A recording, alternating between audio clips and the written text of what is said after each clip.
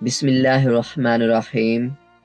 سچ بولنا اور سننا بہت ہی مشکل سے کام ہے، لیکن جو سکون سچ بولنے میں ملتا ہے نا، وہ سکون کوئی چیز بھی نہیں دے سکتی۔ سکون اور خوشی دو ایسے عطر ہیں جن کو جتنا زیادہ آپ دوسروں پر چھڑکیں گے اتنی ہی زیادہ خوشبو آپ میں سے آئے گی۔ اگر آپ کو اچھی اور میٹھی گفتگو کرنے کا فن نہیں آتا تو چپ رہا کرو، کیونکہ چپ رہنا بھی اتنا ہی بڑا کام ہے جتنا کہ بولنا۔ جو لوگ تمہیں نیچا دکھانا چاہتے ہیں تو اس کا مطلب یہی ہے کہ آپ ان سے کافی اچھے ہیں۔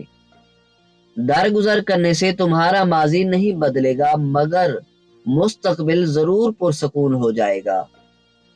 جو اپنی ناراضگی اور غصے کا اظہار کر دیں ان سے مت گھبراؤ، کیونکہ وہ بچے ہیں۔